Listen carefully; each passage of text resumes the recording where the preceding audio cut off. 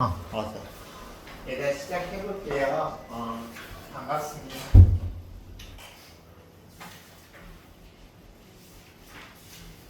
다들 왜?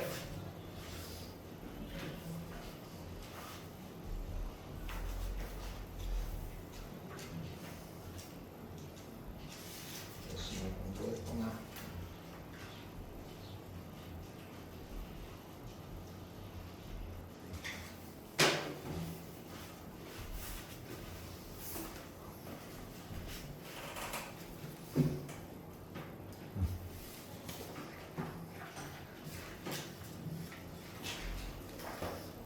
오늘 지원이 소집 중이지. 그럼 9월 특산호 교재 하지 않았어? 한 달 쉬었어? 중간고사는 잘 갔어요?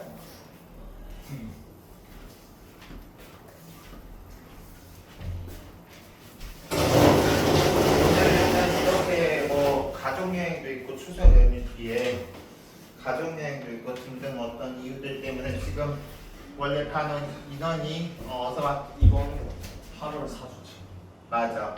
책을 오케이.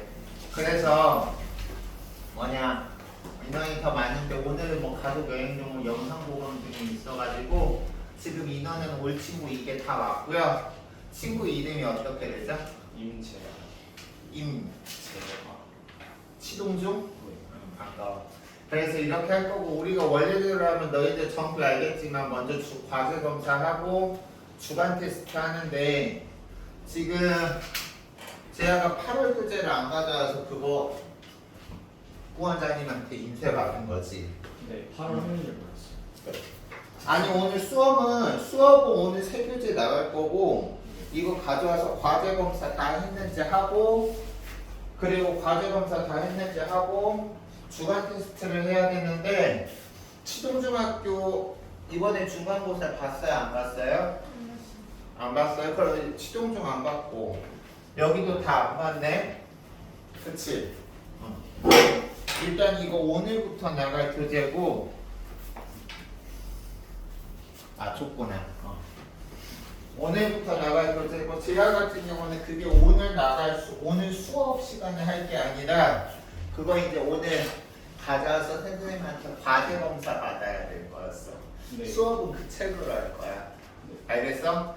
그래서 오늘은 지금 결석장도 있고 해서 주간 테스트는 한 주 생략하도록 할 거고요. 알겠어요? 그리고 지금 이제 과제 같은 경우는 이렇게 됐는데 안 가져온 친구도 있고 하니까 선생님이랑 지금 클리닉 시간을 일단 잡을 거야. 우리가 일단 이번 주 수업하고 다음 주 수업하잖아. 그러면 이제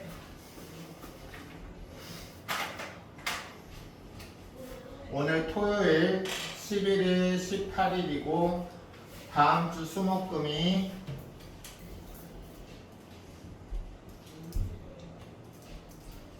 이렇게 있고 이렇게 이제 요일이 된단 말이야. 이때부터는 우리 중3 기말고사 일정이 나갈 거예요. 그래서 이제 선생님이랑 수업하는 건 이렇게 두 번이 될 텐데 지금 이 수목금 알겠어? 이 수목금 같은 경우를 이제 선생님이랑 정규 클리닉을 하는데 말이야 얘들아. 우리가 이제 너희들도 이제 중3이지만 이제 시기가 시기인 만큼 고등학생이니까 어느 정도 머릿속에 인식은 되어 있을 거라고 생각하는데 내신 기간하고 정규과정 공부가 절대 별개가 아니에요. 내신 기간에 죽어라 공부해서 그걸 시험 보고 나면은 그거 쓸데없는 게 아니라 그게 나중에 너희들이 고등학교 때 예를 들어서 중학교 때 제망매가 배웠어도 고등학교 때 제망매가 또 나와요. 더 심화돼서. 그래서 우리가 정규과정 때 하는 게 내신에 또 고등학교 내신에 나오고 하니까 일단 지금까지 나 클리닉 꾸준히 왔었다 손. 나머지 두 친구는 안 왔어? 선생님이랑 수업하는 동안은 오셔야 돼요. 알겠어요? 그래서 오셔야 되고요. 평일 수목금 중에 3시에서 8시 사이에 등원을 해주는 게 제일 좋아요. 왜냐하면 우리가 보통 클리닉이 2시간 정도 걸리니까 너희들 늦어도 8시까지 증원해주는 게 너희들도 가서 휴식 시간이 보장되고 하니까 그거 감안해서 지원이 수요일에 몇 시에 올 수 있어? 4시. 4시? 지원이 4시.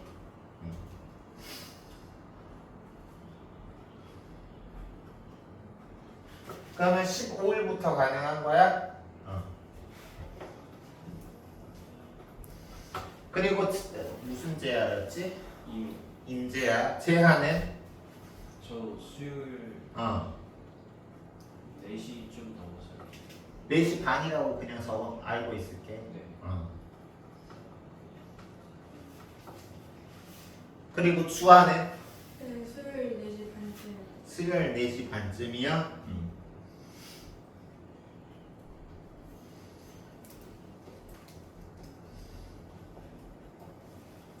우리가 선생님이랑 수업하는 게 2주밖에 안 되지만 물론 여기 있는 선생님들 다 뛰어나신 분이에요. 너희들이 나 아니라 다른 선생님이랑 공부를 해도 얼마든지 너희들 잘할 수 있게 만들어줄 수 있는 선생님인데 선생님 역시 다른 선생님만큼 너희들을 잘 해줄 수 있으니까 느낄 거야. 그렇게 해서 해주시면서 잘 해보도록 하고요. 우리가 이제 25일 되면 너희들 각자 내신하는 담당 선생님이 있죠. 그래서 내신하는 담당 선생님이 있으니 아마 3주 뒤에는 또 우리 잠시 안녕 하고 이렇게 잠시 해요. 다른 선생님이랑 너희들 공부할 수 있겠지만 2주 동안 잘 해봐야 되고요. 이것도 2년이니 아주 간단하게 선생님 소개하면 선생님 이름이고요. 고려대 국어교육과 들어가서 국어교육과랑 중문과 이중전공에서 졸업했고 중국 현대문학 석사 졸업했고 올해 한 달 뒤면은 이 일한 지 11년이 되네요. 나이 좀 먹었죠? 대략 나이 좀 먹었잖아. 대학 군대 갔다 오고 이중전공 졸업하고 대학원 석사 졸업하고 뭐 어쩌고 11년째 일하고 11년 되면은 적지 않게 먹었겠죠.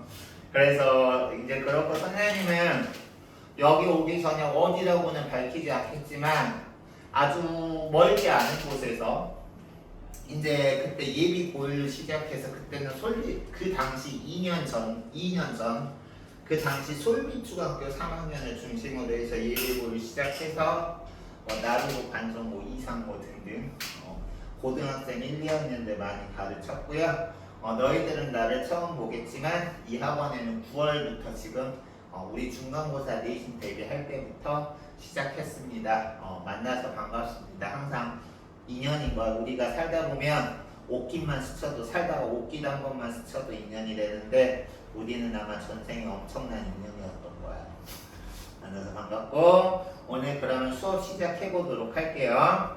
일단 우리가 특사묘 교재 선생님이 오늘 배부해준 교재로 수업 내신 기간 시작하기 전까지 그걸로 수업 나가니까 책의 이름 같은 거 잘 써주시고요.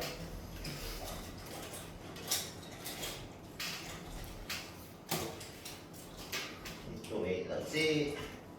선생님이랑 단계별로 비문학, 문학 그리고 문법 이렇게 해서 오늘 알찬 수업을 선생님이 진행해 드리도록 하겠습니다.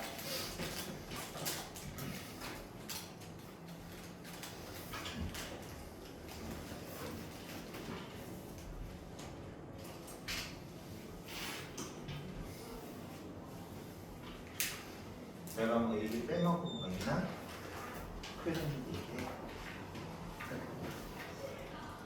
혹시 하다가 궁금한 거 있으면 애니타임 애니얼에 질문해 주시고요.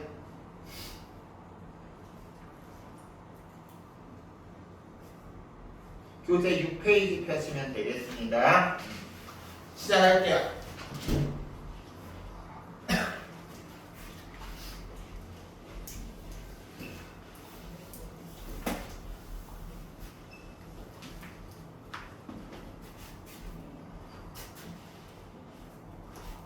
보겠습니다. 최근 3D 애니메이션을 해서 과학 지문인데요. 너희들 뭐 안 본 그런 경험 없는 친구들도 있겠지만 선생님 같은 경우는 3D 영상을 영화 볼 때 몇 번 봤어. IMAX 3D로. 그래서 이제 우리 그런 거 보면 IMAX 3D 영화 보면 안경 쓰고 보면은 막 영화 속 인물들이 눈앞에 바로 눈앞에 막 우리한테 튀어나오잖아. 그래서 그런 것과 너희들이 한번 그런 영상이 여기서 어떻게 만들어지는지를 설명한 과학 지문이라고 보시면 되고요.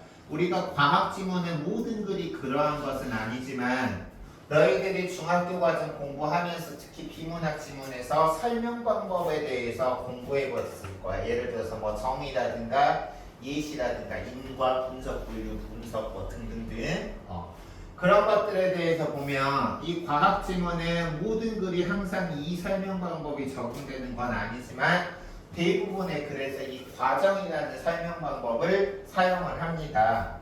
그러면 과정이라는 설명 방법은 뭐냐?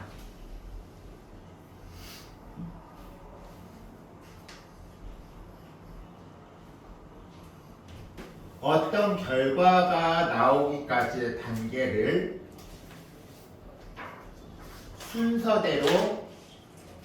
순서대로라는 걸 다른 말로 순차적으로라는 말로도 해요. 순서대로 순차적으로 설명하는 것. 이것을 우리가 과정이라는 설명 방법이라고 해요. 뭐 예를 들어서 닭볶음탕 3인분 만들기 재료 뭐 준비하세요. 뭐 준비하시고 뭘로 뭐 하시고 그 다음에 하시면 이런 요리가 완성됩니다. 이렇게 단계를 순서대로 설명하는 것을 과정이라는 설명 방법을 씁니다. 그럼 우리가 이 지문 같은 경우는 과정이라는 설명 방법이 아주 잘 나와 있는데 어떻게 나와 있는지 볼게요. 최근 3D 애니메이션은 섬세한 입체 형상을 구현하여 실물을 촬영한 것 같은 느낌을 준다. 근데 얘들아 여기 봐봐. 뭐뭐와 달리라고 했어요. 뭐뭐와 달리라고 했으니까 우리가 이거는 대조의 설명 방법인 거죠. 뭐뭐와 달리라고 했으니까 이건 대조의 설명 방법인 거야. 그러면 여기서는 지금 보면 자연 영상과 3D 합성 영상의 차이점에 대해서 설명한 거죠. 자연 영상은 뭐냐? 실물을 촬영해서 얻은 걸 그대로 표현하는 게 자연 영상이다. 그러면 3D 영상이라는 거는 실물을 촬영한 그대로가 아니라 뭐다? 모델링과 렌더링이라는 과정을 거쳐야 한다. 별표 쳐야 되겠죠. 모델링과 렌더링. 우리가 이제 IMAX 3D 영화에서 보는 그 3D 안경 쓰면 3D 안경 쓰면 그게 막 눈에서 튀어나오는 것 같이 그런 영상을 만드는 과정이 뭐냐? 모델링과 렌더링 과정을 거쳐야 한다. 그래서 우리가 여기서 이제 보면 3D 합성 영상이라는 상위 개념을 설명하기 위해서 모델링과 렌더링이라는 하위 개념으로 나누고 있어요. 그치? 그러면 우리가 그래 이거는 구조 연습하는 건데 어떤 문단에서 어떤 상위 개념을 이루는 하위 개념을 2개 이상 나열을 하면 크게 글을 전개하는 방법에는 2가지가 있습니다. 첫 번째, 이 글처럼 그 아래 별개의 문단마다 각각의 개념에 대해서 별개의 문단으로 나눠서 설명하는 방식이 있고요. 또 하나는 하나의 커다란 문단의 상위 개념에 해당하는 하위 개념을 제시하고 나서 그 하위 개념들을 같은 문단 안에서 간략하게 짚고 넘어가는 방식이 있어요. 이해가니? 그럼 이 글 같은 경우는 우리가 어떤 단락에서 나오는 2가지 서로 다른 개념을 각 문단별로 지금 언급하는 거예요. 아시겠습니까? 오케이? 그렇게 봐주시면 되는데 이 글 같은 경우는 이 구조를 띠고 있다는 거 기억해 주시면 될 거고요. 시작해 볼게요. 먼저 모델링이라는 것은 3차원 가상 공간에서 일단 너희들이 이게 중요해. 모델링은 3차원 가상 공간이다. 반면에 우리가 이제 보면 알겠지만 3문단에서 나오는 이 렌더링 같은 경우는 2차원 개념인 거야. 우리가 3차원과 2차원의 개념은 너희들 뭐 수학 선행하는 친구들도 많을 테니까 알겠지만 2차원이라는 거는 우리가 X축과 Y축만 있는 평면 개념이죠. 근데 우리가 3차원이라는 거는 X축과 Y축만 있는 평면 개념이 아니라 Z축까지 우리가 언급을 해서 이런 식으로 이제 뭐 직사각형이나 정사각형과 같은 우리가 부피 개념까지 연결이 되는 게 우리가 3차원 개념이잖아. 그래서 모델링은 3차원 개념, 그리고 여기 나와 있는 렌더링은 2차원 개념이다. 그러면 모델링은 3차원 가상 공간에서 물체의 모양과 크기, 공간적인 위치, 표면 특성과 같은 고유의 값을 설정하거나 수정하는 단계이다.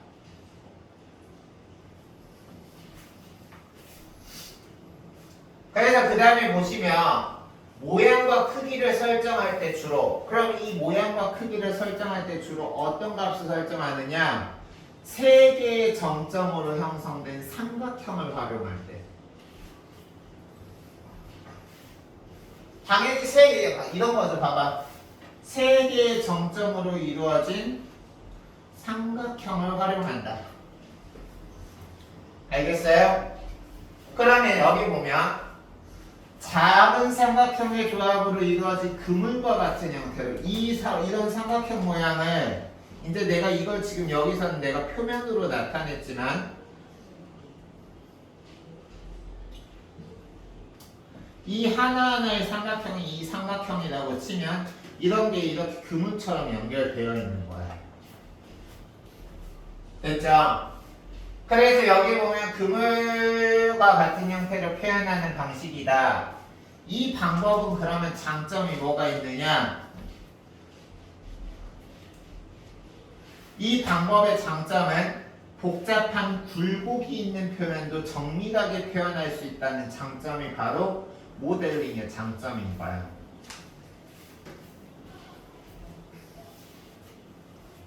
근데 이때 삼각형의 꼭지점은 바로 이 삼각형의 꼭지점들이 물체의 모양과 크기를 결정하는 정점이던데, 즉 이 삼각형의 꼭지점들이 물체의 모양과 크기를 결정한다. 근데 여기서 중요한 이 핵심 정보들을 너희가 기억해야죠. 이 정점들의 개수는 물체가 변형되어도 변하지 않으며, 다시 말해서 이 정점들이 3개라는 것은 뭐 3개냐 아니면 삼각형이 여러 개 연결돼서 3의 n배로 계속 3, 6, 9, 12 이렇게 나아가느냐 하는 것은 물체가 변형되어도 변하지 않으며, 또한 정점들의 상대적 위치는 절대적 위치가 아니라 상대적 위치라고 나와 있어요. 정점들의 상대적인 위치는 물체의 고유의 모양이 변하지 않는 한 달라지지 않는다. 그럼 이 말을 우리가 추론해서 다시 말하면 물체 고유의 모양이 변하면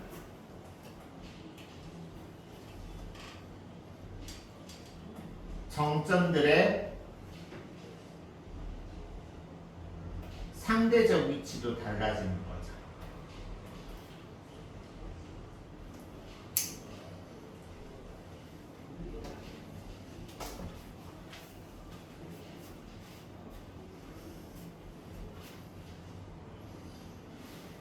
그래서 우리가 과학 지문에서는 어떤 필자의 인문 지문이나 사회 지문이라면 어떤 이론이라든가 학자의 견해를 말하고 그것에 대한 필자의 주관적인 견해가 드러나는 지문도 많은데, 과학이나 기술 지문은 99% 필자의 어떤 개인적인 의견은 드러나지 않아요. 여기서는 이제 3D 화면을 이루는 모델링과 렌더링의 과정에 대한 객관적인 팩트만 쭉 정확하게 설명을 해주고요. 우리가 거기서 해야 될 일은 이 객관적인 팩트 중에서 특히 핵심이 되는 메인 팩트에 대해서 우리가 정확하게 표시하고 체크를 해줬다가 문제를 풀 때 처음부터 다시 읽어가면서 시간을 낭비하는 일 없이 그 정보를 사실대로 적응하거나 그 글의 정보를 바탕으로 나와 있지 않은 선지의 내용을 추론하거나 알겠어요? 그러는 거죠. 근데 선지가 추론이 안 될 때는요. 여기 근처에 국밥집 많더라고. 거기 가서 선지 좀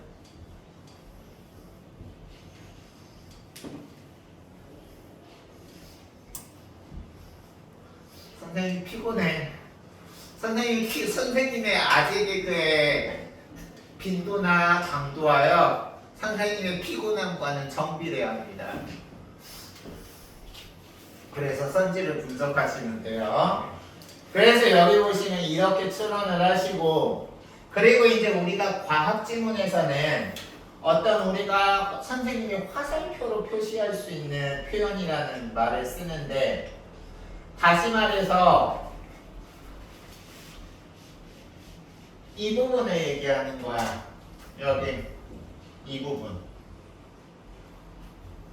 됐어?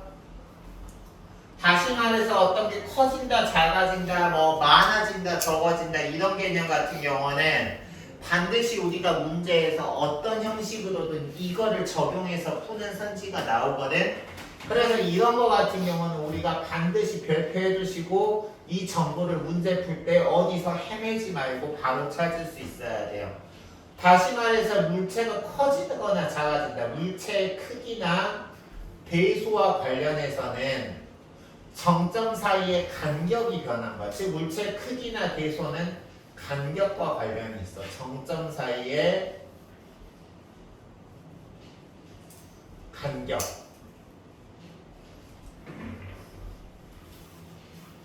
됐어? 그리고 다음 물체가 회전하거나 이동하는 경우에는 아까 우리가 크기나 대소는 간격이 변화한다 그랬는데 회전하거나 이동할 때는 간격은 그대로인데 회전축을 중심으로 회전하거나 동일거리만큼 이동할 때, 다시 말해서 회전하거나 이동할 때는 간격은 그대로인 거야.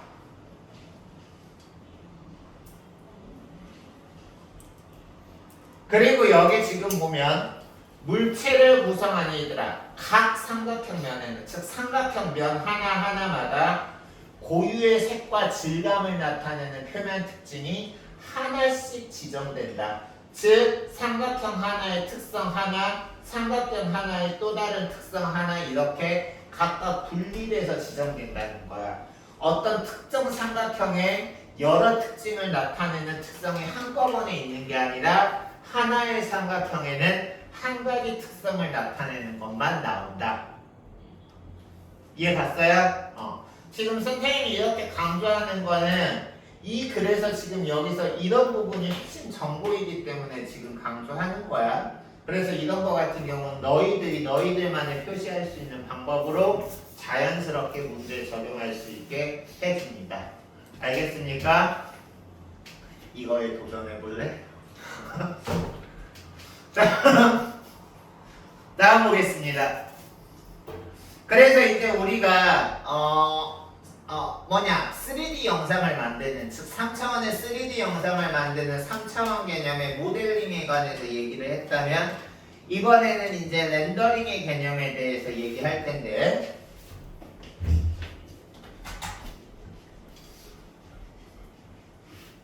렌더링은 뭐냐? 차이점이 뭐냐면 아까 모델링은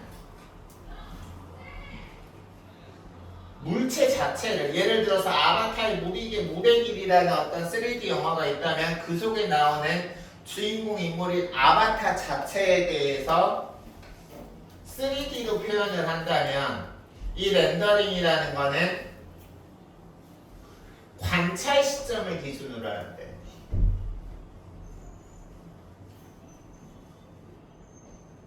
이 말인즉슨 뭐냐? 관찰 시점을 기준으로 한다라는 거는 그게 3D 동영상물의 주인공을 중심으로 하는 게 아니라 그 3D 영상물을 보는 시청자나 영화 관객을 기준으로 한다는 거야. 그래서 관찰 시점을 기준으로 해서 2차원으로 생성하는 것이다. 그래서 그 다음에 보시면 전체 화면을 잘게 나눈 점이 화소인데 여기서 지금 개념정의 나왔죠. 화소라는 개념정의가 나왔는데 이 화소라는 것은 뭐냐? 전체 화면을 잘게 나눈 점을 화소라고 한다. 우리가 이렇게 국어 비문학 지문에서는 다양한 영역의 지문이 나오는데 우리가 과학 지문 나온다고 해서 과학 시험 보는 게 아니라 국어 시험 보는 거잖아. 그래서 이 낯선 개념 나오는 거는 이 개념들이 반드시 그 지문에서 그 개념을 설명을 해주게 되고요. 그 낯선 영역의 낯선 개념들이 문제를 풀 때 직간접적으로 영향을 끼치니까 이런 개념을 정의한 부분에는 너희들만의 개념에 대해서 표시를 하고 이것에 대해서 개념이 정의된 부분은 밑줄을 쳐주는 연습을 하시면 좋습니다. 그래서 여기서 화소라는 것은 전체 화면을 잘게 나눈 점을 화소라고 하는데 정해진 개수의 화소로 화면을 표시하고 각 화소별로 밝기나 색상 등을 나타내는 화소 값이 부여가 된다라고 지금 나와 있어요. 알겠어요? 그래서 이 화소 값이라는 건 우리가 2차원의 화면을 표시하는 값이야.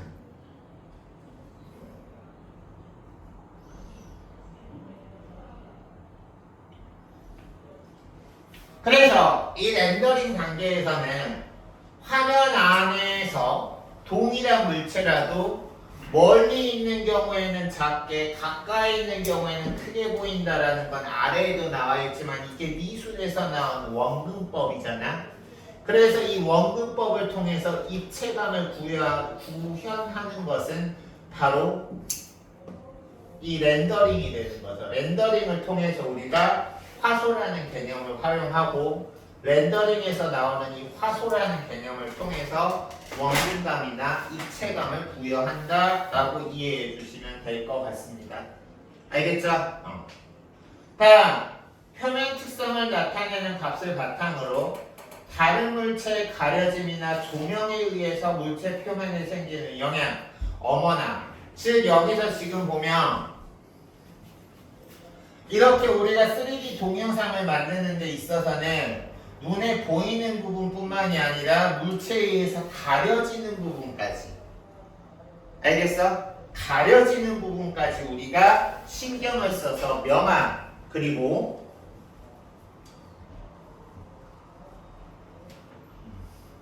그림자들을 정해서 화소값을 정해준다.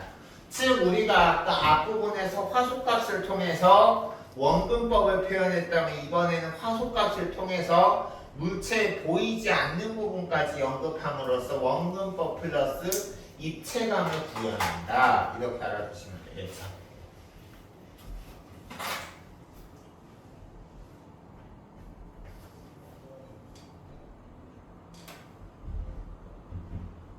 이걸 나타내는 것이 바로 렌더링의 2차원 값인 거죠. 그리고 이거는 화소값을 통해서 결정된다. 알겠어? 그래서 이렇게 물체의 원근감과 입체감을 구현하는 모든 화소값이 결정되면 첫 번째 단계, 두 번째 단계는 하나의 프레임이 형성되는 거야. 우리가 하나의 씬이나 하나의 화면이라고 딱 볼 수 있는 그런 화면이 결정되고, 그리고 이 화면 프레임이 형성되면 이를 화면 출력 장치를 통해 모니터에 표시를 하는 이 세 단계를 지금 순서대로 설명하는 과정이라는 설명 방법을 통해서 마지막에 정지 현상이 완성된다라는 결과값을 보여주고 있죠.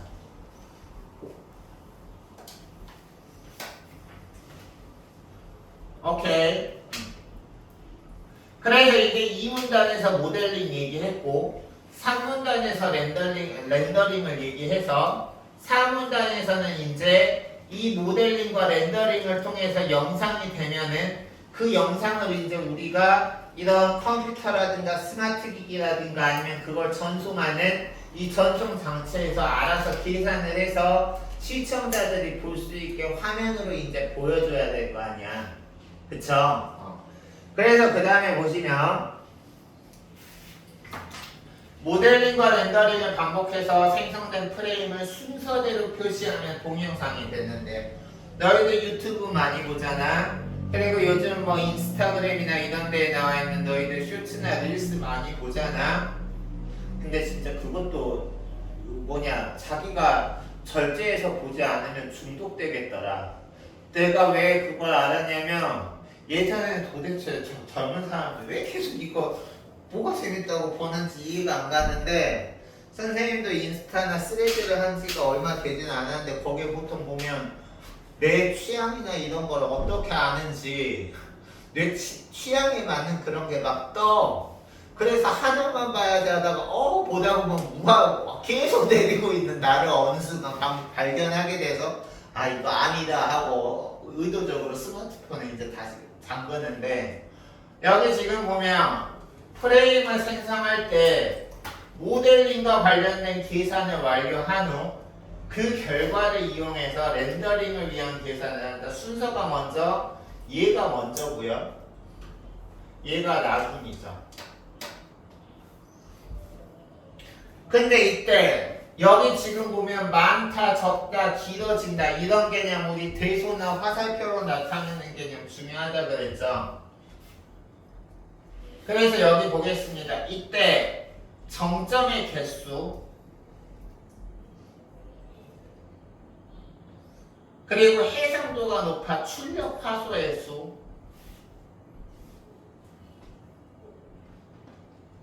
의 수가 많을수록 연산량이 많아져 연산 시간이 길어진다. 다시 말해서 정점의 개수나 출력 화소의 수와 연산 시간은 정비례 관계를 맺는다라고 우리가 정리할 수 있겠죠.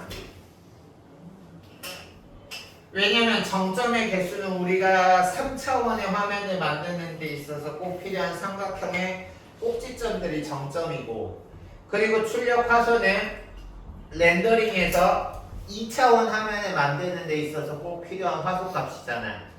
그래서 이 3차원과 2차원을 만드는 정점의 개수와 출력 화소의 값과 연산 시간의 값은 정비례한다는 거 역시 중요한 개념으로 여기 오른쪽에도 OS로 나와 있는데 그 다음 보겠습니다. 컴퓨터의 중앙 처리 장치 CPU 너희들 많이 들어봤을 거야. 지금 컴퓨터의 중앙 처리 장치 CPU가 사람이 있어서는 이 뇌하고 같잖아.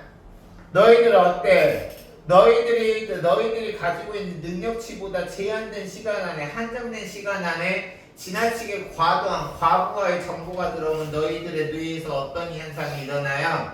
뇌에서 지진이 일어날 것 같잖아. 우리가 그래서 사람도 뇌가 자기 능력 이상의 많은 정보가 들어가면 그 정보를 한꺼번에 처리하지 못하듯이 여기 중앙 처리 장치도 보면 CPU는 데이터 연산을 하나씩 순서대로 수행한다. 데이터 연산을 하나씩 순서대로 하는 거야. 멀티태스킹이 안 돼. 쉽게 말하면 CPU는 멀티태스킹이 안 돼. 그래서 여기 보면 하나씩 순서대로 하기 때문에 과도한 양의 데이터가 집중되면 미처 연산되지 못한 데이터가 차례를 기다리는 한 사람씩 차례차례 이 지금 CPU 같은 경우는 하나하나씩밖에 못하니까 한 사람씩 하다 보니까 이게 과도한 정보가 나오면 병목 현상이 생겨서 프레임이 완성되는데 오랜 시간이 걸린다. 그러면 이거 이렇게 있으면 뒤에 촬영가 못 되면 그래서 우리가 이런 현상이 생길 때 어떤 현상이 일어나면 우리 인터넷이나 화면 그 동그라미 뱅뱅뱅 돌아가는 거 버퍼링이라 그러나 그런 버퍼링 현상이 일어나는 거지. 그래서 그 다음에 보시면 그러한 CPU의 그래픽 처리 능력을 보완하기 위해 개발된 그래픽 처리 장치 GPU CPU에 이렇게 멀티태스킹이 안 되는 능력을 보완하기 위해서 일어나고 있는 그래픽 처리 장치 GPU는 연산을 비롯한 데이터 처리를 독립적으로 수행할 수 있는 장치인 코어를 수백 개에서 수천 개씩 탑재한대. 그럼 CPU가 하나씩 해야 되는 일을 이 GPU 같은 경우는 그 안에 이 독립적인 수백 개에서 수천 개의 코어가 각자 한 개의 일만 동시적으로 하더라도 한꺼번에 100개에서 1000개의 정보를 동시에 하는 거잖아요. 그치? 그러니까 우리가 CPU가 못하는 일을 GPU를 하면 훨씬 더 속도가 빨라지는데 GPU의 각 코어는 특징 알아주세요. 모든 게 그렇듯이 장점만 존재하는 건 아니야. 이 CPU 같은 경우는 한 번에 하나씩밖에 못하기 때문에 병목 현상이 발생할 수 있다는 단점이 있다면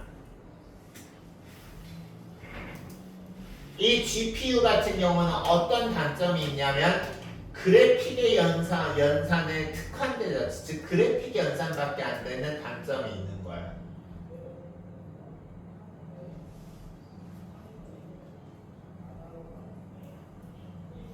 그리고 그래픽 연산에 특화된 연산만을 하면서 CPU의 코어에 비해서 저속, 속도가 느리다는 단점도 있어요.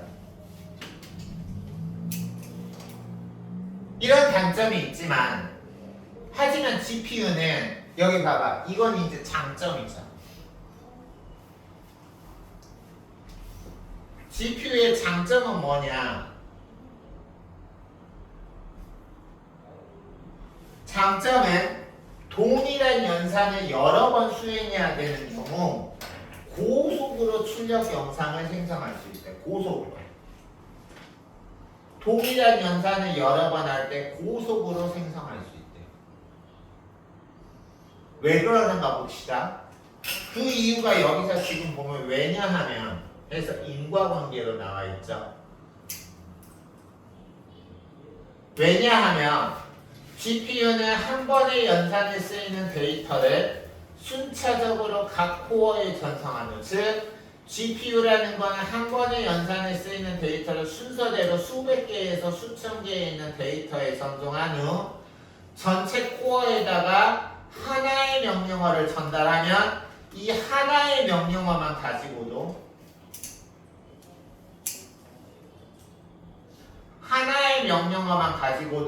이 각 코어는 명령어가 하나만 있어도 그 수백 개 수천 개에 있는 각각의 코어가 이 하나의 명령어만 가지고도 이걸 동시에 다 해버릴 수 있다는 거예요. 알겠어요? 그냥 계산해 라고 하면 어떤 코어는 A라는 정보를 어떤 코어는 B라는 정보를 각각 별개로 자기 일을 알아서 하는 거지. 알겠어?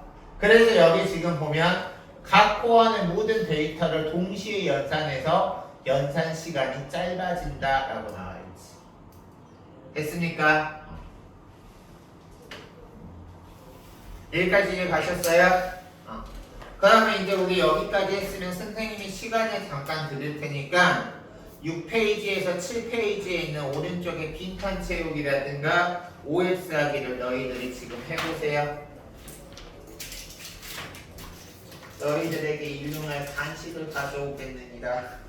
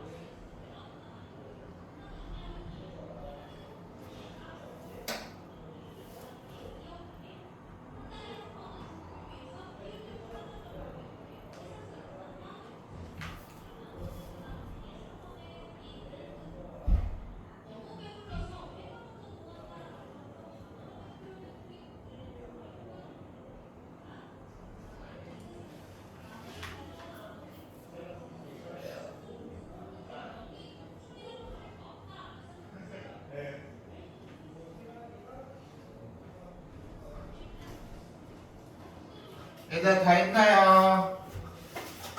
얘들아 내가 너희들의 잡히는 대로 드릴게요. 아이고. 혹시 나 이 맛은 죽었다 깨나도 못 먹겠다 하는 말 있으면 나한테 얘기해. 선생님은 개인적으로 먹는 거 너무 좋아하는 사람인데 치즈하고 버터는 선생님은 죽었다 깨나도 못 먹거든. 나 이거 떨어뜨려.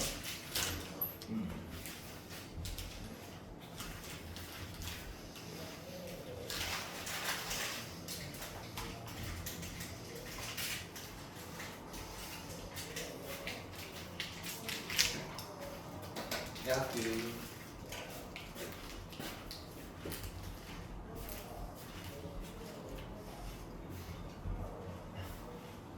선생님이 전학원에서 걔네들 중3 때 가르쳤던 글이 선생님 나오면서 고1 했는데 걔네들이 대학생 되어 있으면 너희들이 고2 되어 있겠구나.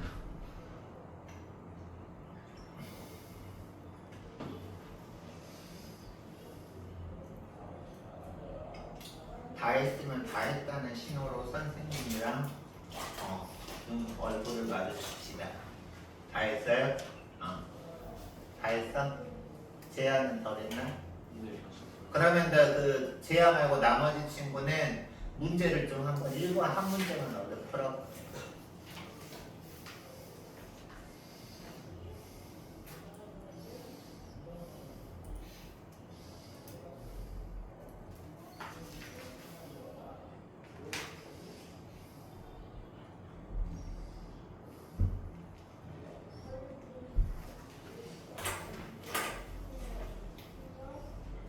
재아는 좀 틀려도 되니까 스피드 있게 찾아보고요.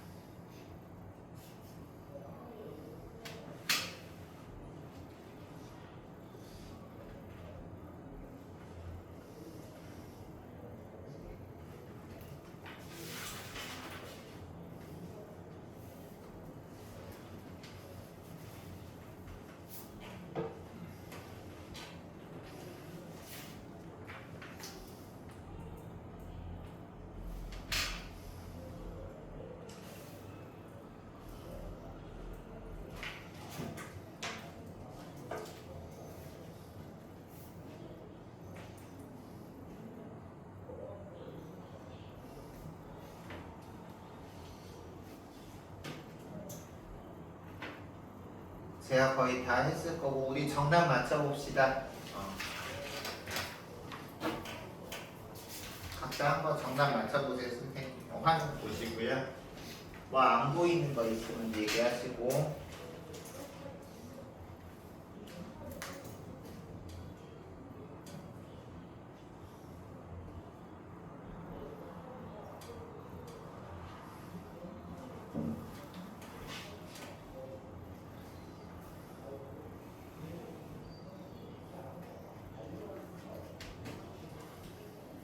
내려도 돼요?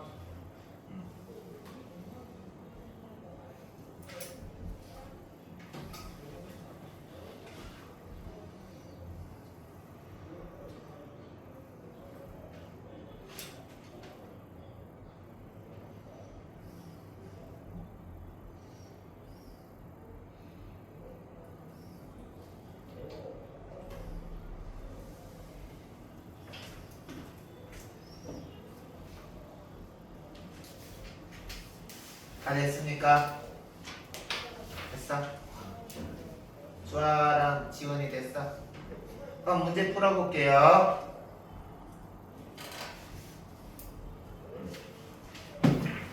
우리가 이제 문제를 1번부터 4번까지 볼 텐데 우리가 비문학 문제 같은 경우는 사실 독해 방법이 꼭 이거 세 개만 있는 건 아닌데 우리가 일반적으로 가장 비문학 독해할 때 가장 자주 사용되는 독해법이 이 세 가지라서 선생님이 지금 이 얘기를 먼저 내가 너희들한테는 수업을 처음 했으니까 얘기를 할게요. 우리가 이제 비문학에서 독해를 하는 방법에는 사실적 독해가 있고요. 들어본 친구들도 있을 거야. 추론적 독해라는 것도 있고요. 그리고 비판적 독해라는 것도 있어요.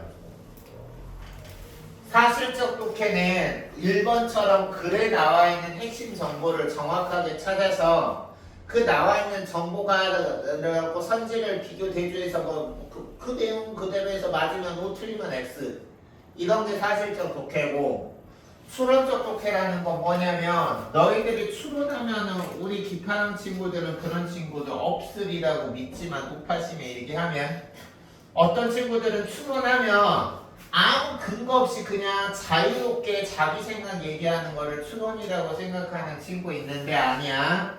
글에 나와 있는 정보를 바탕으로 해서 반드시 이 글에 나와 있는 정보를 바탕으로 근거로 해서 글에 나와 있지 않은 정보를 우리가 생성해내는 것을 추론적 독해라고 하고요.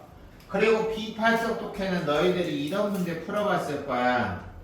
어떤 지문의 어떤 핵심 키워드에 대한 서로 상반된 견해를 제시하면서 가의 입장에서 나의 견해를 반박한다고 할 때, 혹은 가의 입장에서 보기에 나와 있는 내용을 반박한다고 할 때 적절한 것은 적절하지 않은 것은 이런 유형 풀어본 기억나나요? 그래.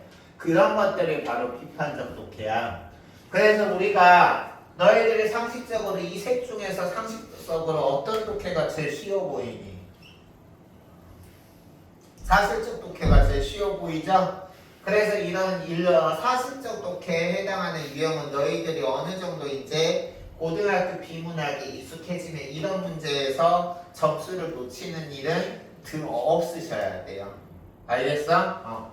그러면 이제 1번 사실적 독해에 관한 지문 보면 윗글에 대한 이해로 적절하지 않은 것은 이라고 나왔는데, 먼저 1번 자연형상은 아까 그랬지. 자연형상은 실물을 착용해서 있는 그대로 보여주는 거지 모델링과 렌더링 단계를 거쳐서 3D 합성 형상을 보여줘야 되는 거하고는 당연히 다르겠죠.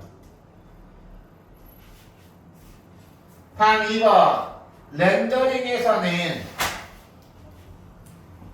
지금 여기서 핵심으로 우리가 판단해야 되는 게 일단 렌더링에서 물체 고유의 표면 특징은 화소값에 의해 결정된다. 이 두 개가 포인트야. 일단 그러면 렌더링하고 화소값이라는 개념이 일치하는지 보면 산문단에서 렌더링이라는 것은 화소값에 의해서 2차원의 개념이 형성된다고 했으니까 얘는 맞지.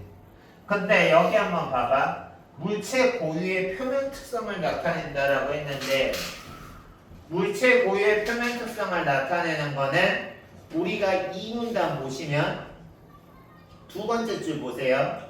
블라블라와 같은 표면 특성과 같은 고유의 값에 설정하거나 수정하는 것이다. 즉 물체의 고유의 표면 특징과 관련된 것은 렌더링이 아니라 모델링이다. 알겠어? 얘가 그래서 여기서는 우리가 2번 같은 경우는 렌더링 같은 경우는 이 부분이 틀렸죠. 물체 고유의 표면 특징이 틀렸어요. 물체 고유의 표면 특징이 아니라 관찰 시점을 기준으로 해서 화소값으로 결정되는 거죠. 관찰 시점. 됐습니까? 그래서 적절하지 않은 거 2번이고요. 나머지 3번. 이거 어렵지 않죠? 우리가 원근감과 입체감은 얘들아 이 문단의 모델링에서 나왔었어? 상문단의 렌더링에서 나왔어? 원근감, 입체감은? 그치, 3문단의 렌더링에서 나왔죠? 그러면 이 3문단의 렌더링에서 나오는 원근감과 입체감은 물체 자체가 아니라 관찰 시점, 보는 사람을 기준으로 구현된다. 맞나요? 맞지? 그러니까 3번 맞고 4번에서는 이거 봐봐. 내가 이런 건 꼭 나온다 그랬지? 정점의 개수 해상도가 높을수록 연산량이 많아져 길어진다. 해상도가 높을수록 연산량 많아진다. 그대로 선지에 나와 있죠. 아시겠어요? 그래서 4번 맞고 5번 병목현상을 연상할 데이터의 양이 처리 능력을 초과하는데 아까 우리가 4문단에서 중앙 처리 장치 CPU가 하나의 데이터 얘는 멀티태스킹이 안 된다 그랬잖아. CPU 같은 경우는. 그래서 멀티태스킹이 안 돼서 한 번에 하나씩밖에 못 하는데 그 CPU의 어떤 능력보다 더 과도한 정보가 오면은 그걸 한 번에 다 처리를 못해서 생기는 현상이라고 했으니까 5번 맞는 거죠. 그래서 일치하지 않은, 적절하지 않은 정답은 2번이 되는 거죠. 됐습니까? 오케이. 다음. 모델링에 대한 설명으로 가장 적절한 것은 이라고 했는데요.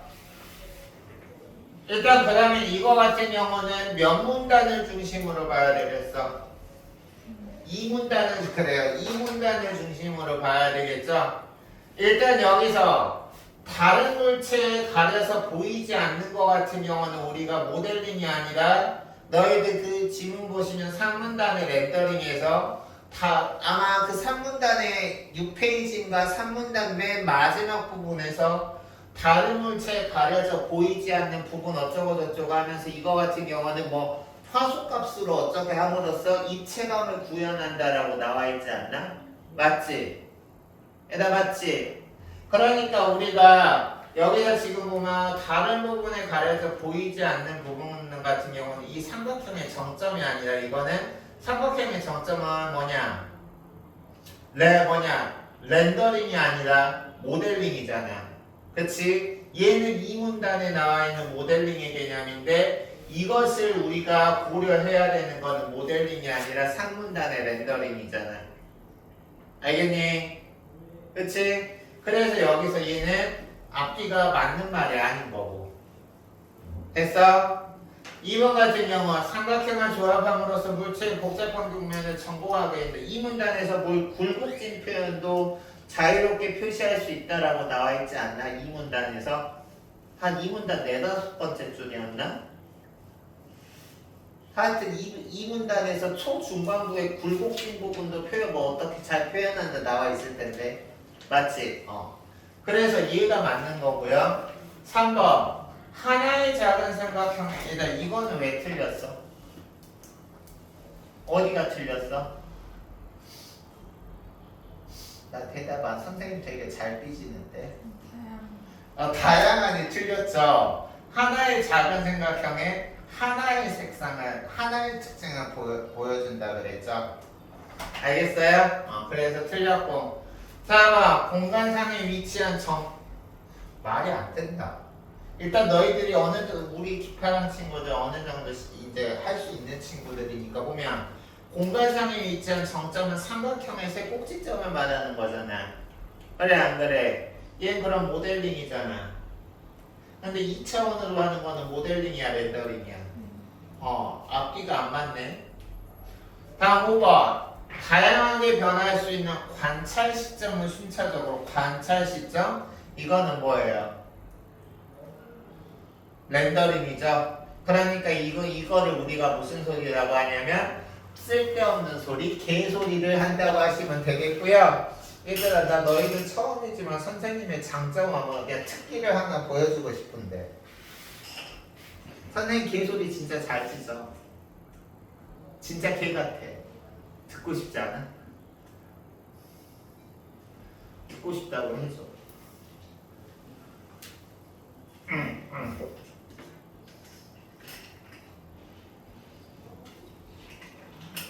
나 진지해.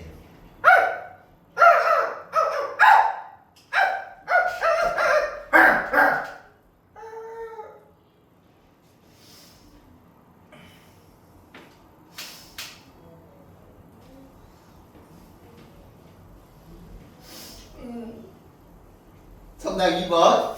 다음 3번. 얘들 3번 어려워요. 발표.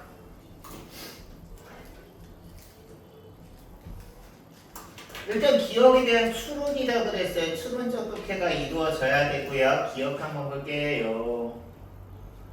기억 보시면 그래픽 처리 장치라고 해서 GPU라고 나와 있죠. 그럼 여기서 GPU가 가지고 있는 특징은 아까 CPU는 한꺼번에 아니 한 번에 하나밖에 못했는데 GPU 같은 경우는 이렇게 하나가 하나 할 수 있는 걸 한꺼번에 코어가 수백 개에서 수천 개씩 탑재를 하니까 훨씬 더 속도를 빨리 할 수 있어. 알겠어? 다시 말해서 속도를 빨리 한다는 표현이 이거랑 너희들이 헷갈릴 수 있으니까 병목 현상을 예방할 수 있어. 하지만 단점은 뭐냐? CPU는 그래픽 연산에 특화된 것만을 할 수 있고 그렇기 때문에 속도가 낮아. 이런 단점 한계가 있지만 장점 같은 거는 뭐냐? 동일 연산을 여러 번 해야 될 경우는 고속으로 할 수 있어. 알겠어? 왜냐면 이거 같은 경우는 그 여러 개 코어에다가 여러 개 코어 예를 들어서 10개의 코어가 A부터 A, B, C, D, E, F, G 뭐 각각의 정보를 할 때 명령어 하나만 톡 쏘면 각자 자기가 알아서 별개의 작업을 다 할 수 있다 그랬잖아요. 그치? 이걸로 우리가 그 핵심 정보를 보고 나서 한번 보시면 먼저 정답이 되는 4번부터 보시면 정점 위치를 구하기 위한 각 데이터 연산을 하나씩 순서대로 처리해야 한다면 이거 같은 경우는 일반적으로 CPU 중앙 처리 장치가 각 데이터의 연산을 하나씩 순서대로 하는 거잖아.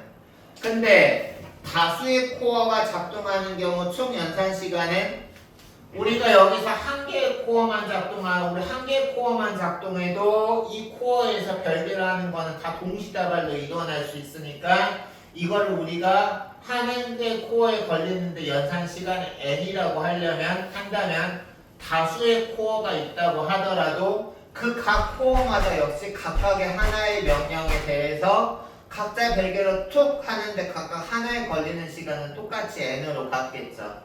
그러니까 여기서는 우리가 코어가 한 개든 다수이든 그것이 하는데 걸리는 시간은 n으로 똑같으니까 정답은 4번이 맞는 거고요. 알겠어요? 그럼 나머지는 왜 틀리나 보면 1번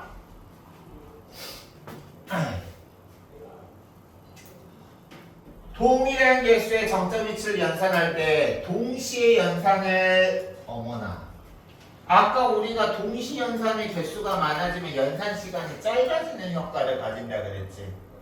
그래 안 그래? 이해가? 이해가? 그래서 여기서는 연산 시간이 짧아지지. 왜냐면 그냥 CPU만 있을 때는 하나하나씩 별개로 해야 되지만 이 GPU 같은 게 있게 되면 동시 연산이 가능할수록 그것을 예를 들어서 100개의 정보를 CPU는 100n의 시간이 필요한데 100개의 코어가 있는 거를 동시에 해버리면 100개를 한꺼번에 할 수 있으니까 연산 시간이 짧아지겠죠. 그래서 1번은 연산 시간이 짧아진다. 2번 정점의 위치를 구하기 위한 10개의 연산을 10개의 코어에서 하려면 10개의 연산 명령어가 표현하다? 아니지. 하나 명령어만 던져도 그것이 각각 각 코어마다 각각의 연산을 1번 코어에서는 A, 2번 코어에서는 B 연산, 3번 코어에서는 C 연산 각각 하나의 명령어로 각자 자기 할 일을 알아서 할 수 있다 그랬잖아. 그래 안 그래? 그치? 그렇기 때문에 여기서는 명령어는 한 개만 있어도 돼요. 다음 한 개의 코어만 작동할 때 정점의 위치를 구하기 위한 연산 시간은 한 개의 코어를 가진 CPU의 연산 시간과 같다라고 하는데 CPU하고 같을 리가 없지. GPU 같은 경우는 코어가 하나 있더라도 그 코어 하나에는 독립적으로 우리가 별개 각각 스스로 할 수 있는 분업화돼서 각각 스스로 할 수 있는 연산할 수 있는 그게 많아지기 때문에 한 개의 코어를 가진 CPU의 연산 시간보다 훨씬 짧아지겠죠. 그치? 다음 5번 정점 위치를 구하기 위해 연산해야 될 10개의 데이터를 10개의 코어에서 사용을 한다면 여기서는 지금 문제가 뭐냐면 지금까지는 다 연산 시간에 대해서 물어봤는데 여기서는 지금 뭘 물어보고 있냐면 연산 시간이 아니라 전송 시간을 물어보고 있어. 연산이라는 거는 말 그대로 머리 굴려서 계산하는 시간이 있잖아요. 그리고 전송 시간은 머리 굴려서 계산한 거를 보내는 데 걸리는 시간이잖아. 그치? 그래서 여기서는 지금 보면 5번에서는 연산 시간을 물어보는 게 아니라 전송 시간을 물어보고 있다는 함정에 빠지시면 안 되고요. 그럼 이 전송 시간은 어떤 특징을 가지나 보면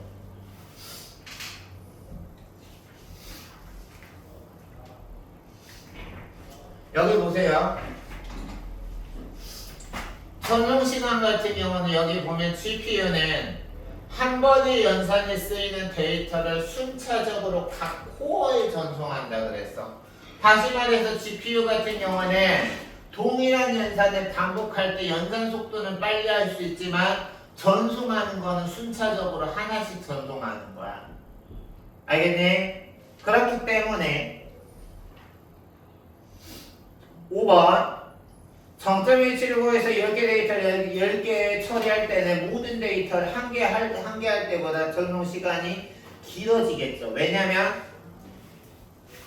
우리가 GPU 같은 경우는 연산은 빨리 하지만 전송은 순차적으로 하나씩 하기 때문에 10개 데이터를 할 때는 속도는 우리가 CPU만 있을 때보다 빨리 할 수 있지만 GPU도 전송하는 거는 하나씩 순서대로 하기 때문에 이 10개, 한 개 이상의 모든 데이터를 순서대로 전송하는 데 걸리는 시간은 데이터를 한 개의 코어에 전송하는 시간보다 길어지겠죠. 알겠어요? 그래서 3번 문제의 정답은 4번이고요. 다음 4번 문제 보도록 할게요. 오늘 수업 구성은 어떻게 할 거냐면 4번 문제 할 거고 문학 넘어가서 문학 오늘 수업 때 나가야 될 진도 시작품 2개 선생님이 내용 작품 분석해주고 나서 10분 쉬었다가 그 뒤에 문학서 문제풀이 문법을 2교시 하도록 할 테니까 그렇게 알아두고 계세요. 알겠어요? 얘들아 선생님 수업 재밌어요? 재미가 없어요? 제발 재미없다고 해줘. 재미없죠? 왠 줄 알아요? 나 좀 아직에 진심이야. 여기는 당연히 재미없지. 왠 줄 알아? 파리바게뜨가 아니거든.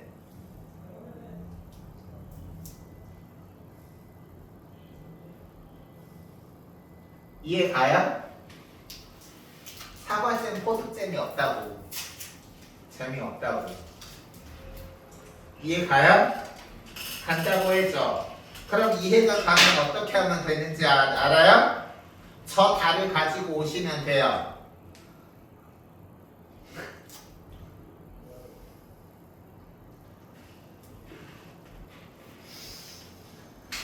아, 4번 하죠. 갑자기 현타가 오네요. 보겠습니다. 4번.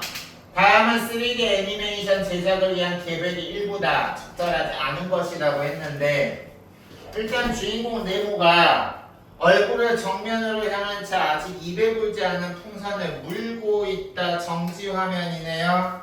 근데 여기 지금 보면 장면 2에서는 네모가 바람을 불어넣어 풍선이 점점 커진대. 내가 여기에 지금 강조 표시 동그라미 하는 이유가 있어요. 다음 장면 3는 풍선이 더 이상 커지지 않고 모양을 유지한 채 네모는 풍선과 함께 하늘을 올라 점점 멀어지는 모습이 보인다 라고 나왔습니다.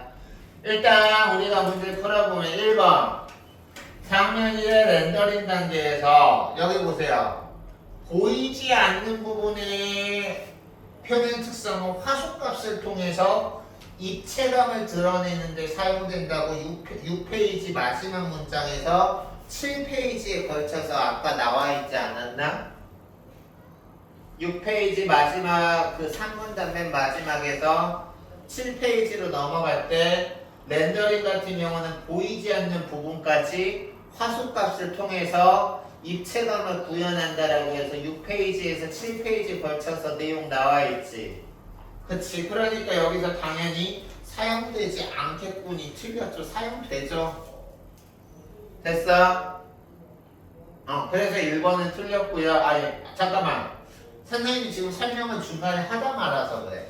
여기 지금 보면 일단 1번은 적절한 건데 선생님이 설명을 중간에 빼먹은 게 있어서 너희들에게 혼선을 줬는데 여기 지금 보면 풍선을 가려서 보이지 않는 부분에 선생님이 이 부분을 빼먹고 설명해서 그래요.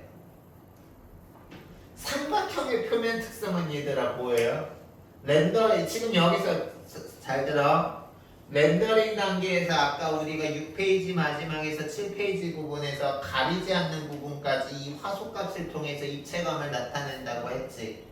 근데 여기서 지금 보면 선지 1번에서 삼각형의 표면 특징은 렌더링에서 다룰 수 있는 거야? 아니면 삼각형의 표면 특징은 이 문단 모델링에서 하는 거야? 모델링에서 하는 거였잖아. 그래서 여기서는 그럴듯한 선지에다가 모델링에서 나오는 개념을 하나 그럴듯하게 집어넣어가지고 우리가 하는 거죠. 그렇기 때문에 삼각형의 표면 특성 같은 경우는 모델링에서 하는 거니까 이 부분은 화소값을 구하는데 당연히 사용되지 않겠지. 이게 맞는 거지. 알겠어요? 이해가? 그래서 1번은 적절한 거고요. 다음 2번 장면 2의 모델링 단계에서 풍선에 있는 정점의 개수는 유지되겠군이라고 했어. 그러면 우리가 얘들아 모델링에서 정점의 개수하고 관련된 부분 찾아가 보자.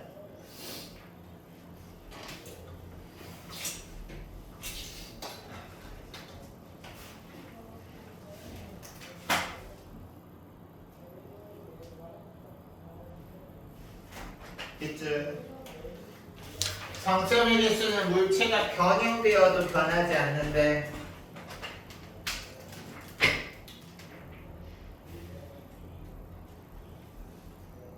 그러면 장면 2처럼 풍선이 커져서 모양이 변화도 정점의 개수는 변하지 않는다는 거지?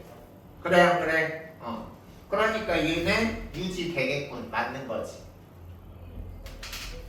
다음 3번 와우. 모델링에서 선생님이 지금 여기서 저 동그라미를 내가 이렇게 동그라미 친 건데 풍선이 커졌대. 그럼 이 풍선이 커졌다라는 거는 지문에서 여기에 해당하는 거죠. 풍선이 커졌다라는 거는 물체가 커지거나 작아지는 경우를 말하는 거죠. 그럼 일단 어떻게 되는데 간격이 넓어지거나 좁아질 때 물체 간격의 변화가 생긴대. 그럼 3번 선지 봐봐. 간격의 변화가 생긴다. 맞게 나왔는 3번. 맞죠? 거리가 멀어지겠군. 맞지? 간격이 변화하고 있는 거 맞죠? 그래서 3번 맞고요. 4번. 장면 3의 모델링 단계에서 어머나 얘들아 지금 여기서는 장면 3 일단 한번 읽어보시고요. 풍선의 모양은 커지지 않고 유지한 채 하늘로 올라간다라고 했는데 얘들아 정점을 이루는 삼각형이 작아져요. 밑줄 쳐봐. 거기에서 장면 3 모델링 단계에서 정점을 이루는 삼각형들이 작아질까? 크기가 작아지는 게 아니라 정점의 상대적인 위치가 변하는 거죠. 이 문단 한번 봐봐. 삼각형 자체가 달라지는 게 아니라 그 삼각형의 정점의 상대적인 위치가 바뀌는 거예요. 알겠나요? 얘들 알겠니?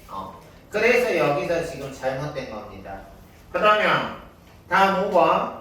장면 3의 렌더링 단계에서 전체 화면에서 화소값에 부여되는 화소의 개수는 여기서 지금 장면 3의 렌더링 단계에서는 우리가 여기서 지금 보면 풍선의 모양은 커지지 않고 모양이 유지된다라고 했으니까 화소값은 정해져 있는 거죠. 알겠어? 다만 이제 이게 하늘로 올라가기 때문에 이걸 통해서 뭐냐 그 삼각형의 그 모델링을 이루는 세 개의 꼭지점으로 이성되어 있는 점점의 상대적인 위치가 변화해서 이것을 이제 3D 입체 화면으로 보여주는 거지 우리가 삼각형의 크기도 변하지 않고요 5번처럼 화소의 개수도 변하지 않는 거죠. 됐어요? 따라서 정답 적절하지 않은 거 4번. 됐습니까? 오케이? 오늘 선생님이 시간을 잠깐 드릴 테니까 8페이지에서 10페이지까지 문제 아래쪽이나 왼쪽 오른쪽에 있는 빈칸 채우기 한번 해보십시오.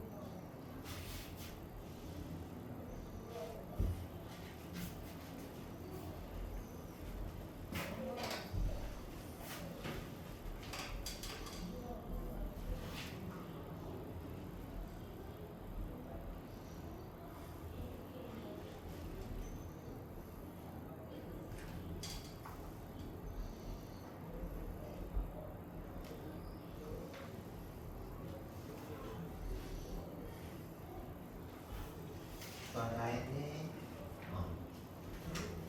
지원이랑 재현의 거의 됐어요. 재현가 좀 속도가 있구나. 괜찮아.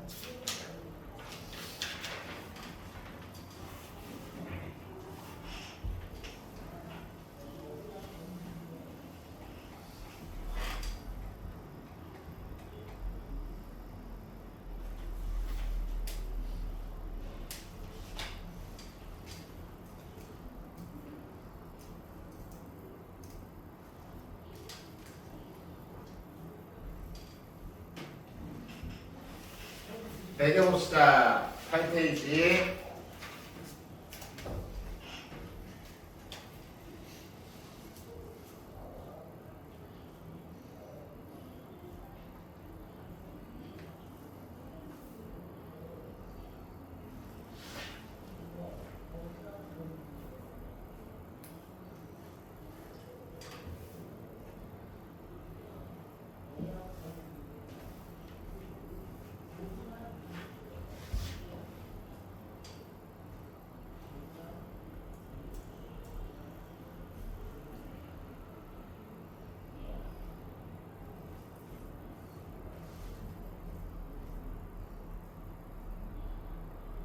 내려도 됩니까?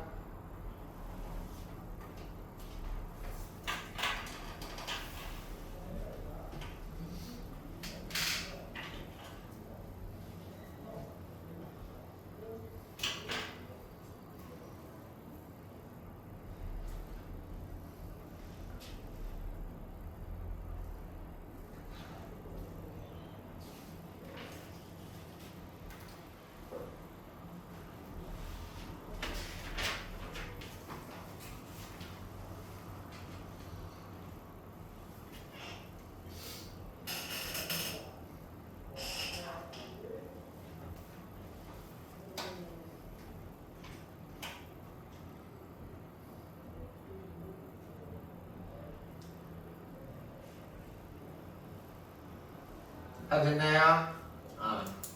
고생했습니다. 그러면 이제 우리 오늘 비문학 수업은 여기까지 하고요. 문학으로 넘어가도록 하겠습니다. 아마 소재 40쪽인가? 아니 40쪽이 됐다. 맞나?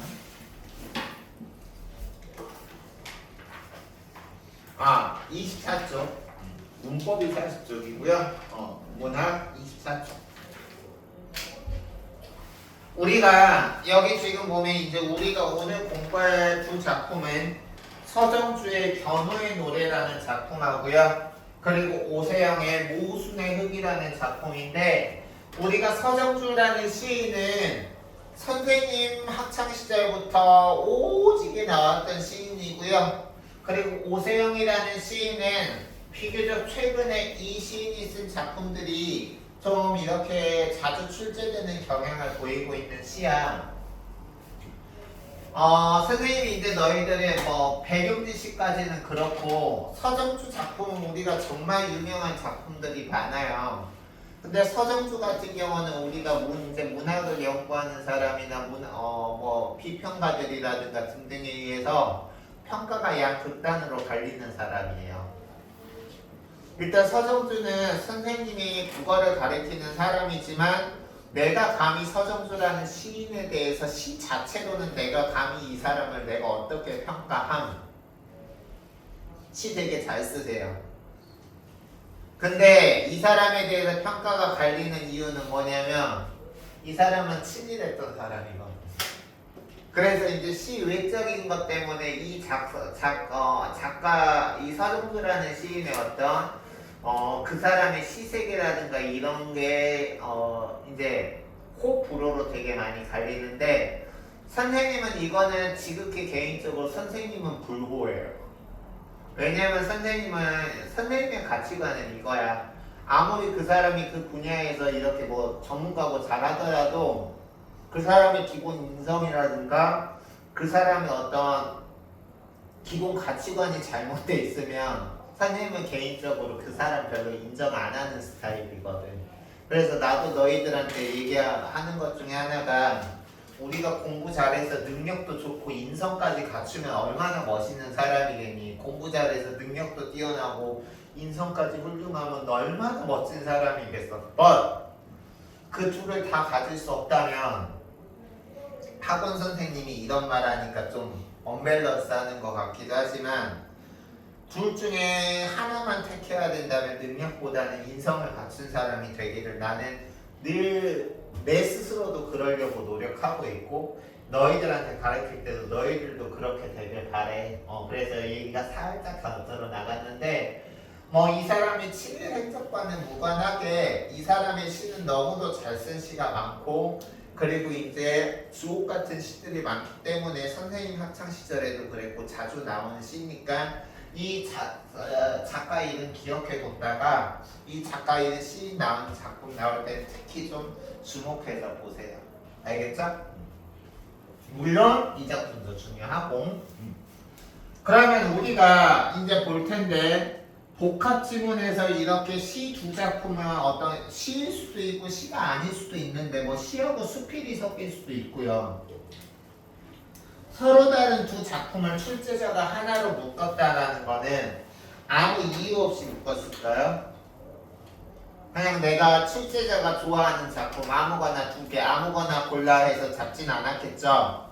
공통점이 있어서 그래요. 그게 이제 어떤 표현상의 공통점일 수도 있고 주제상의 공통점일 수도 있는데 이 작품 같은 경우는 표현상의 공통점이 일단 있습니다. 첫 번째, 역설법을 사용했어요. 여기 역설법 자세히 설명하겠지만 여기 역설법 그리고 이제 25페이지 오세영의 모순의 흙 보면 역시 첫 번째 연에 역설법이 나와 있습니다. 알겠어? 설명할 테니까 걱정하지 말고요. 그리고 이제 우리가 이 두 작품은 공통적으로 운율을 형성하는 방식에 있어서 유사한 어휘라든가 유사한 시어 혹은 유사한 문장 구조를 반복했다는 특징이 있다는 거 머리에 잘 기억을 해두면서 각 작품 설명을 집중해서 들어보도록 합시다.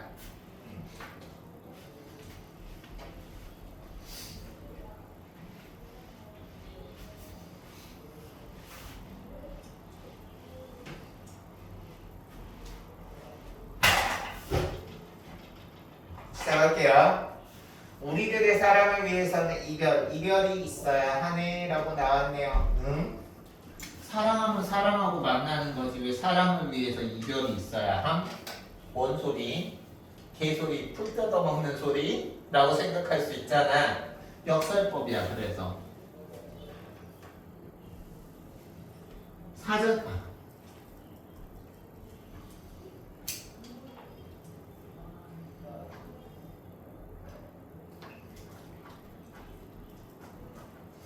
사전적 의미로는 함께할 수 없어. 모순이야.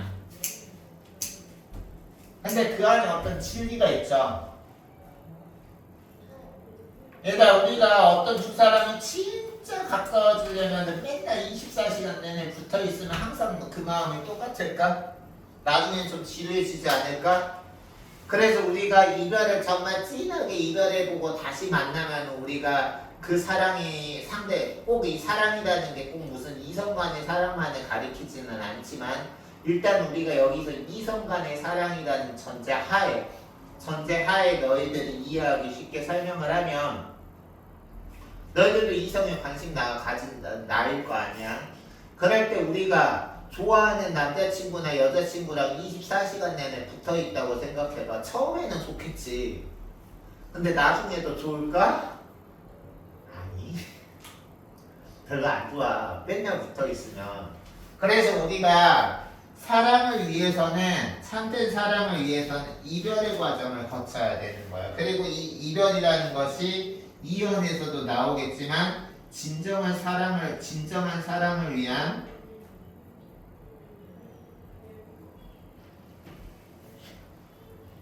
통과 의례야.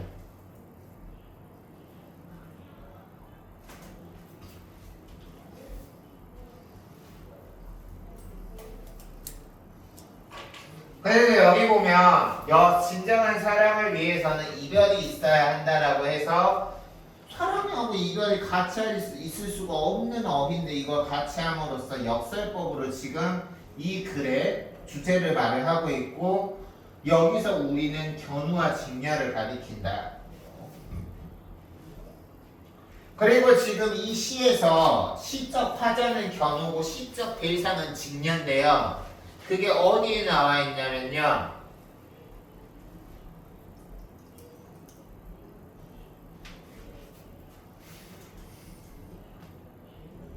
오연에 여기 오연의 직녀랑 6년의 그대가 시적 대상이고요.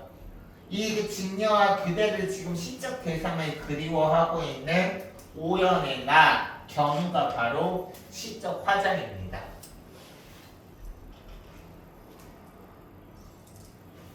그래서 시적 화자인다 견우 그리고 시적 대상인 그대 직녀 간에 우리들의 진정한 사랑을 위해서는 이별이 있어야 하네. 이연 높았다 낮았다 출렁이는 물살과 물살 돌아가는 바람만 있어야 하네. 여기서 물살과 바람 별표 이 둘은 다 공통적으로 함축 가는 의미가 같아요. 밑줄 별표 100만 개 이별과 시련의 고통이자 참된 사랑의 조건인 거야. 참된 사랑이 있으려면 바로 이 이별이라는 시련의 고통이 있어야 되는 거야.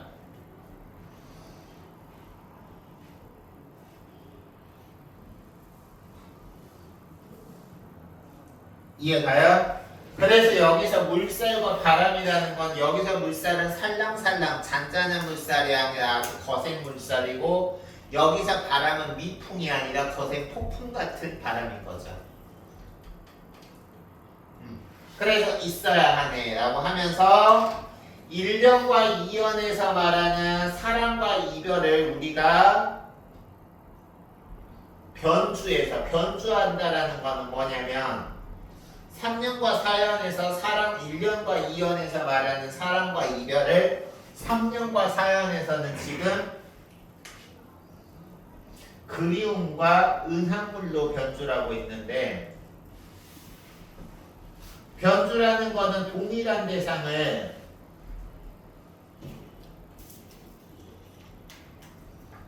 다른 관점이나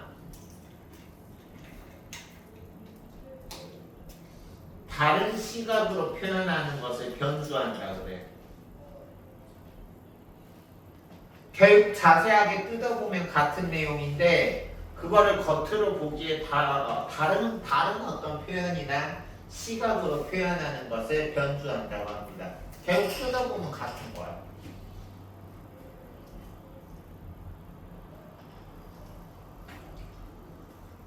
그래서 보시면 개인적으로 그래서 이 변주라는 거는 우리가 영화에서 자주 사용되는데 혹시 이번 추석 연휴 때 나 영화 본 친구 있다 손 영화 뭐 봤어요? 보스. 내가 제일 싫어하는 게 저 영화 재밌었어요? 그냥 그랬어? 혹시 원 배틀 애프터 원하더나 어쩔 수가 없다 본 친구 있어요? 아, 그 원 배틀 애프터 원하더나 친구생가? 아니야? 왜 그 얘기를 하냐면 우리가 그 두 작품에서 이거 변주가 되게 많이 나왔는데 예를 들어서 어쩔 수가 없다라는 박찬욱 감독 영화는 그 똑같이 이제 그 해고와 어떤 사회 구조적인 어떤 실직의 문제를 다룰 도널드 웨스트브레이크가 쓴 더 X 이제 제목이 더 X야. 우리말로는 도끼가 제목이야. 왜냐면 우리가 우리나라에서는 직장에서 잘리면 너 모가지 잘렸다, 모가지 날아간다 이런 말을 쓰는데 영화에서는 도끼를 찍는다가 해고시킨다, 해고당했다라는 의미래. 그래서 그 소설에서 말하는 그거를 그 감독이 배우와 자신만의 어떤 영화 세계관으로 변주했어. 겉으로 보기에는 다른 표현이나 다른 게 있지만 결국 뜯어보면 그 소설에서 얘기하는 거하고 얘기하고자 하는 바가 다를 게 없다는 거야. 알겠어요? 그런 게 변주야. 그래서 여기서도 지금 보면 사랑과 이별을 그리움과 은하물에 지금 여기서 얘기하고 있는데 사랑을 위해서 진정한 그리움이 있으려면 사랑을 위해서는 이별이 있어야 하듯이 그리움을 위해서는 은하물이 있어야 돼. 왜? 우리가 견우와 직녀는 7월 그 견우와 직녀 설을 알지만 1년에 7월 7일 딱 하루밖에 못 만나잖아. 그래 안 그래? 근데 그 만나게 해주는 매개체가 뭐예요? 제비들이 다리 이어주는 그 제비 다리잖아. 은하물. 그래 안 그래? 그렇기 때문에 이 은하물은 만남을 이어주는 매개물이지만 또 동시에 1년 365일 중에 7월 7일 하루를 제외한 364일은 헤어지고 이별하게 만드는 매개체가 바로 이 은하물인 거야. 왜? 7월 7일에 제비달이 이어지고 나서 그 제비들 흩어지면 다시 견우와 직녀 떠나야 됩니다. 알겠어? 그래서 여기서는 지금 보면 그리움을 위해서는 은하물이 있어야 된다라는 거는 은하물은 장애물인 동시에 만남을 이어주는 매개물이다. 서로 상반될 때 보이는 역할을 동시에 하고 있는 게 바로 이 은하물입니다.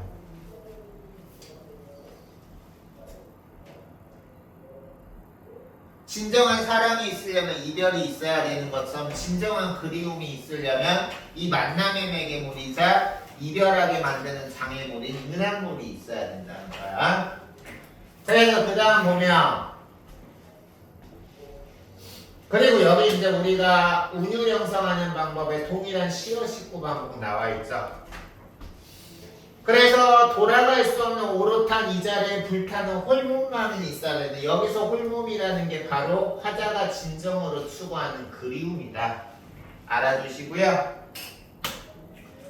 다음 5연 넘어가기 전에 선생님이 여기에서 지금 있어야 하냐고 관련된 운율 형성 방법은 지금 너희들한테 설명할 때 강조하지 않았기 때문에 지금 강조하고 넘어가면 우리가 중고등학교 수준에서 시에서 운율을 형성하는 방법은 4가지 정도로 범주화시켜서 정리할 수 있어.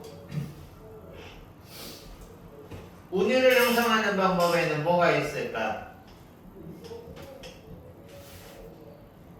막 불러봐 생각나는 거. 음보를 형성하면 돼요. 음보. 음보는 시를 끊어있는 단위죠. 먼 날 한 번, 당신이 한 번, 찾으시면 한 번, 3음보. 그때 한 번, 내 말이 한 번, 잊었노라 한 번, 3음보. 이런 식으로 3음보라든가 뭐 4음보 등등. 그리고 또 여기 나오는 것처럼 동일한 시어를 반복한다니까.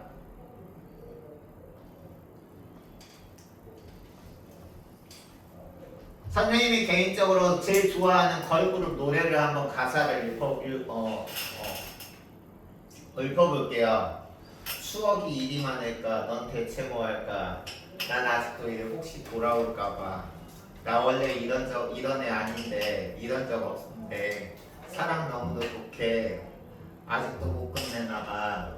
너무도 달콤한 이 가슴이 이제와 혼자 나 혼자 밥을 먹고 나 혼자 노래하고 나 혼자 영화 보고 이렇게 매일 울고 불고. 무슨 노래인지 몰라요? 불러줘요? 나 혼자 밥을 먹고 나 혼자 노래하고 몰라요?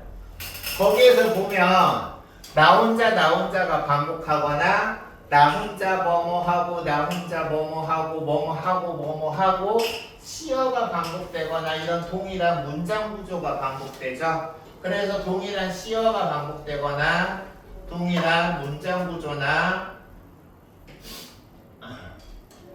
통사 구조를 반복하는 방법이 있고요.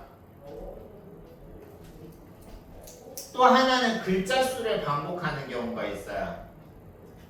아까 선생님이 김소월의 먼 후일이라는 시를 읊어줬는데 먼 날 당신이 찾으시면 셋셋넷 그때 내 말이 잊었노라 셋셋넷 이런 식으로 334 이런 식으로 알겠어요? 그래서 일반적으로 이 4가지 정도에서 우리가 범주화 시킬 수 있는데 이 작품에서는 동일한 시어나 시구를 반복했다라는 거 알아두십시오. 알겠습니까? 그럼 다음 보겠습니다. 5연 직녀요. 지금 화자인 내가 시적 대상의 이름을 직접 부르고 있죠. 직녀요. 여기서 지금 여기는 현실의 공간이야.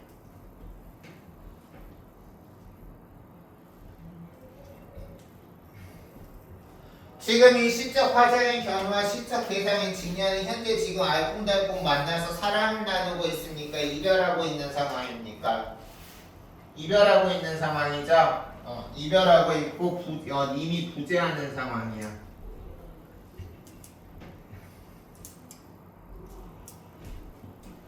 여기 번쩍이는 모래밭에 돋아나는 풀싹을 나는 새이고 내가 지금 있는 공간은 모래밭이라는 공간이고요. 시적 대상이 그대가 있는 공간은 구름이라는 공간이에요. 그래서 여기서 지금 화자인 내가 있는 공간은 모래밭이고 시적 대상인 직녀인 그대가 있는 공간은 구름입니다. 그럼 여기서 모래밭이나 구름, 지금 나하고 그대가 현실에 처해 있는 이 모래밭과 구름이라는 공간은 아름다운 이상적인 공간일까? 시련과 고통으로 가득한 공간일까? 전자후자. 이상적 시련 고통. 그치? 시련과 주어 잘했어. 시련과 고통으로 가득되어 있는 현실의 공간이에요. 한개 더 줄게요. 그래서 여기 보면 나하고 다 지금 현재 모래밭과 구름에서 이렇게 지금 이별이라는 시련을 버티고 있습니다. 근데 여기서 이별의 시련을 겪는다고 좌절하고 엉엉 울고불고 하는 게 아니라 나는 풀싹을 새는 내 할 일을 다 하고 그대는 그대가 할 일을 다 잘하고 계십시오. 왜? 눈썹 같은 반달이 중천에 걸리는 7월 7석 1년에 한 번 있는 만남의 그날, 미래의 어느 날, 미래의 화자가 바라는 미래의 그날이 올 때까지는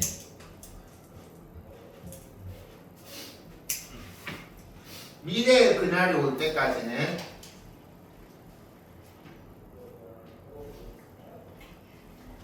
검은 암소를 나는 먹이고 직녀여 그대는 비단을 짜세다고 하면서 여기서 지금 보면 나는 암소를 먹이고 당신은 비단을 짜라는 거는 현실은 지금 인과 부재하는 상황에서 좌절과 시련의 공간이지만 거기에서 그냥 우리가 가만히 있는 게 아니라 그곳에서 공분에 충실하고 재회를 기다림, 공분에 충실하면서 다시 만날 날을 기다립시다. 지금 좌절하고 있지 맙시다 라는 거야.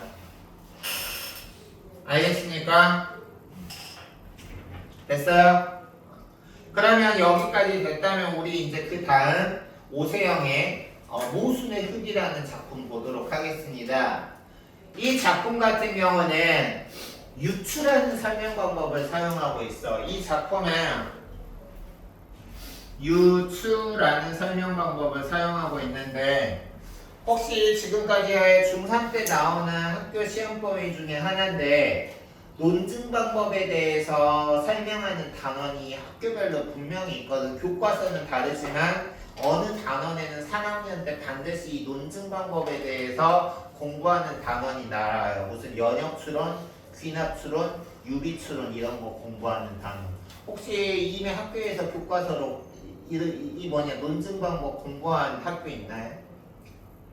연역추론, 유비추론, 귀납추론. 1학기 때 했었어요. 1학기 때 했었어요? 그게 1학기 때 나오는 교과서가 있고 2학기 때 나오는 교과서가 있어요. 그 중에서 우리가 이제 유비추론이라고 배웠던 게 유추입니다. 대표적인 유추가 뭐냐면 철수 잘못된 유추 이해 하나 들어볼게. 철수는 남학생인데 공부를 잘한다. 영수는 남학생이다. 그럼 어떤 유비추론이 가능할까? 영수는 공부를 잘한다. 이런 유비추론이 가능하죠. 물론 잘못된 추론이죠. 그러면 우리가 유추라는 건 뭐냐면 두 대상의 유사성을 바탕으로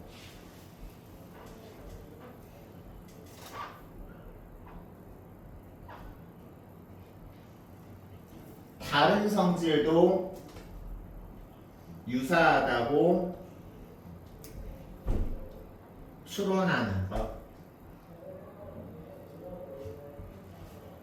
그래서 우리가 유추는 정확도, 추론의 정확도가 상대적으로 높지 않아요. 틀릴 가능성이 높아요. 알겠어? 유추는 틀릴 가능성이 맞을 가능성도 높지만 그 추론의 정확도가 상대적으로 좀 떨어진다는 특징이 있어. 왜? 학교에서 배웠던 거 기억하는 친구 있는지 모르겠지만 유추, 유비추론은 귀납추론의 한 형태이기 때문에 정확도가 좀 떨어져요. 그럼 이제 보겠습니다. 여기서는 그러면 어떤 두 대상을 유추하고 있냐면 그릇과 인간을 유추하고 있어. 그릇과 인간. 어떻게 유추하고 있냐면 봅시다. 흙이 되기 위해서 흙으로 빚어진 그릇이래. 뭔가 이상하지 않니? 흙이 되기 위해서 흙으로 빚어진 그릇? 우리가 그릇은 흙으로 만들어져서 깨지면 흙이 돼버리지. 근데 인간도 어때? 인간 흙으로 태어났잖아. 아니 흙으로 만들어졌잖아.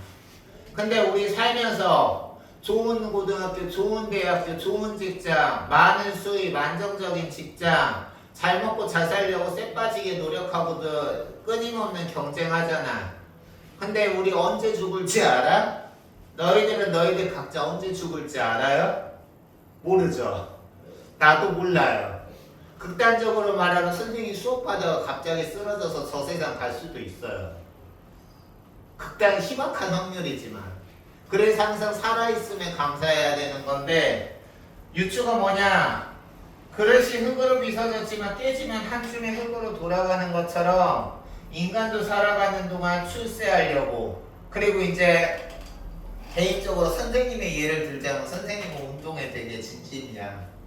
운동에 되게 진심이야. 그래서 막 이제 하는데 운동 진심으로 해서 좋은 체격 가져봤자 죽으면 똑같이 흙 아니야? 그치? 그렇잖아. 되게 이제 허무해 보이잖아. 그런 어떤 유사성을 가지고 있어요. 그래서 여기 보면 흙으로 빚어진 듯 깨져서 다시 흙으로 돌아가는 그릇의 속성이 인간과 비슷한 거야. 흙으로 만들어진 뒤에 한평생 살지만 죽고 나면 결국 흙이야. 사는 동안 아무리 많은 재산이 있어도 죽으면 흙으로 돌아가지 그 재산 자기 못 가져가. 알겠어요? 그래서 여기서는 지금 보면 흙이 되기 위해서 흙으로 빚어졌다라는 거는 결국 원래대로 돌아가기 위해서 만들어졌다라고 해서 이게 역설법인 거죠. 그리고 흙이 되기 위해서 흙으로 빚어진 그릇은 지금 화면상 다 안 나오지만 마지막 연에 흙이 되기 위해서 흙으로 빚어진 모순의 그릇에서 유사한 구조, 거의 동일한 유사한 어떤 연을 반복함으로써 첫 연, 머리수, 첫 연과 꼬리비 마지막 연을 동일하거나 유사하게 표현함으로써 구조적 안정감을 형성한다. 알아주세요. 그래서 그래 언젠가 접시는 깨진다. 인간도 남보다 한 푼이라도 더 벌고 안 뺏기려고 아둥바둥 노력하지만 언젠가 인간도 죽는다. 권력과 재물에 취해서 국가, 나라, 국민한테 피해를 입히고 재산을 아무리 축적해봤자 죽으면 소용없다. 사는 동안 올바르게 살자. 이 소린 거죠. 그리고 여기 지금 보면 뭐뭐 는다. 현재형 종결어미를 반복하고 있죠.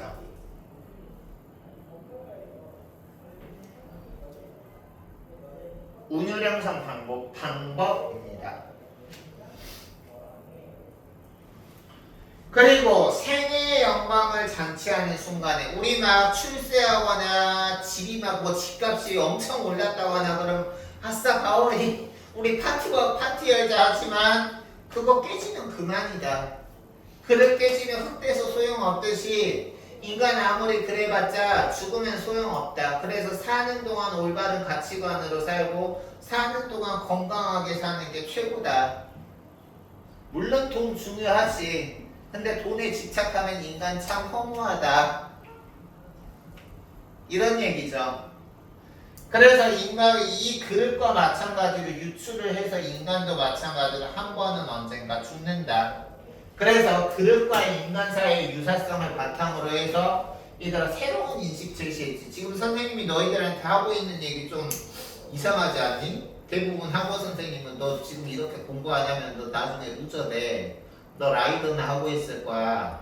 한 문제 더 풀어서 맞춰서 좋은 대학 가서 돈 많이 벌어야지 얘기하는데 선생님은 지금 이 시 가리키면서 돈 소용없어. 사는 동안 건강하게 살아야 돼. 인성이 중요해. 이런 얘기하고 있잖아. 이런 새로운 인식을 제시한다. 알겠어요? 근데 선생님이 살아보니까 그렇더라고. 돈 많으면 좋지. 근데 돈이 전부가 아니야. 됐죠? 물로 불로 반죽되고 불에 그슬려서 우리가 뭔가 인간도 성장하고 성숙하려면 시련이나 고통이 있어야 돼요. 시련이나 고통을 한번 된통 겪어보고 그리고 인생에서 바닥도 한번 찍어봐야 인간이 내적으로 성숙하거든. 그럼 어떤 친구들은 그래요. 시련이나 고통 안 겪어도 성숙할 수 있지 않을까요? 너희들이 한번 살아봐 되나? 그래서 여기 보면 새로운 탄생을 위해서는 우리가 그릇 같은 경우도 정화와 시련이 있어야 하듯이 여기서 그릇이 물로 반죽되고 불로 그슬되는 거랑 인간이 한 번쯤 물에 젖고 불에 타는 게 유사성인 거죠. 인간도 성숙하기 위해서는 시련과 고통을 경험하고 그러고 나서야 비로소 성장과 성숙을 하는 거야.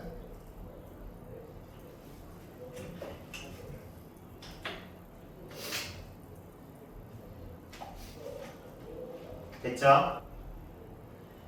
하나의 접시가 되리라. 여기서 그래서 우리가 하나의 접시가 되리라라는 거는 깨어져서 완성되는 뭔가 역설이잖아. 완성되려면 깨어지면 안 되는데 깨어져서 완성된다 그랬으니까 역설법이고 그릇과 인간은 모두 그릇은 깨어지고 인간은 커다큰 좌절이나 시련을 겪은 후에 한 단계 성숙한다는 공통점이 있다라는 거죠. 알겠어요? 오케이? 그래서 저 절대 파멸 우리가 일반적으로 파멸하는 깨지고 사라짐이라는 뜻으로 부정적인 개념인데 여기서 말하는 파멸이라는 건 적어두세요. 재창조와 성숙을 위한 필수 코스인 거야. 재창조와 성숙을 위한 필수 코스.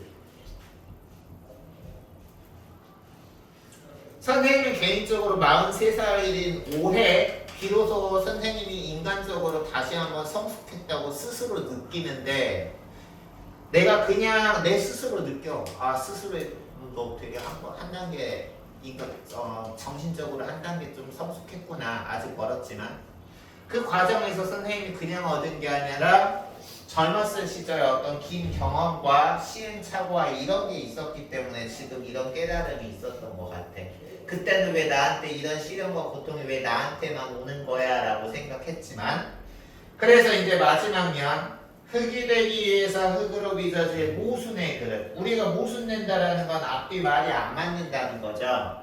그래서 여기 지금 보면 흙이 되기 위해서 흙으로 빚어진 다시 말해서 재성숙하기 위해서 파멸을 해야 되는 모순의 그릇. 인간도 마찬가지다. 즉 존재의 모순. 즉 여기서 존재의 모순이라는 거는 파멸이 완성으로 이루어지는 거죠.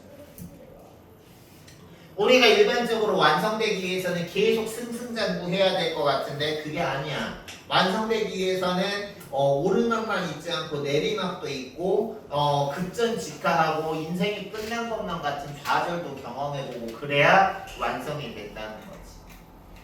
알겠어요?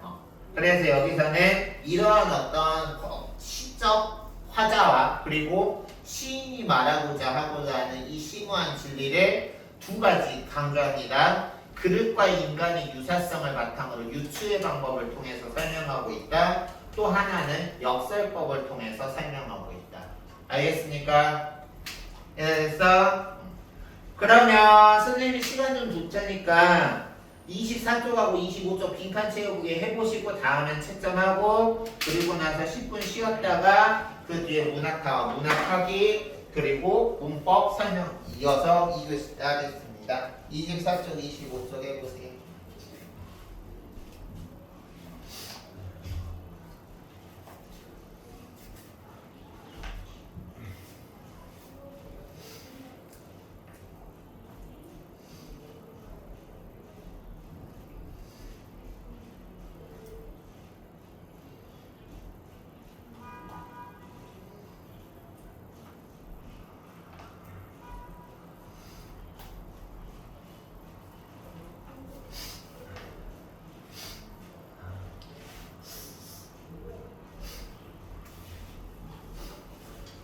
에어컨 잠시 꺼도 될까? 이따 더우면 다시 켜줄게.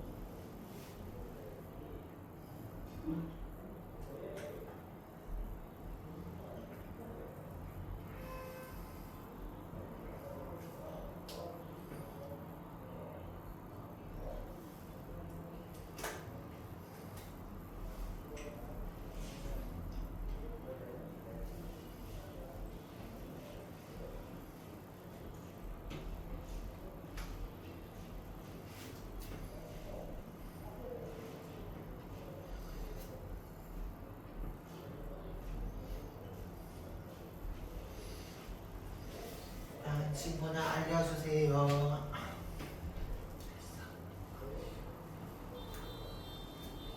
다른 친구 다 하는 동안 한번 뒤에 문제 시간 되는 대로 풀어볼까?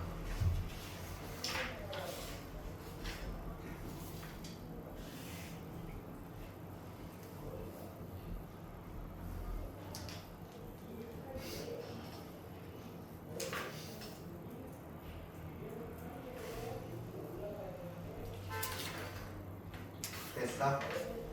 지원이 됐니? 채점 매겨볼게요.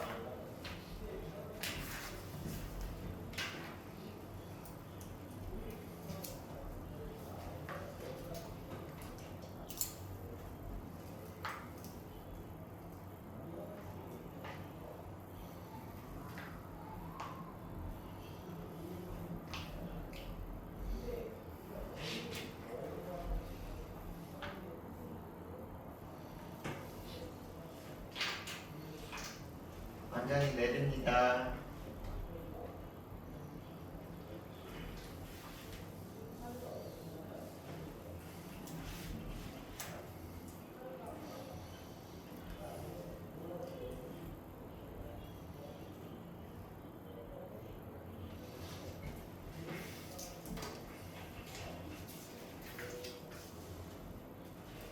다 됐나요? 됐어? 질문했습니까? 고생하셨고요. 10분 쉬었다가 우리 2교시 진행하도록 하겠습니다. 편히 쉬세요.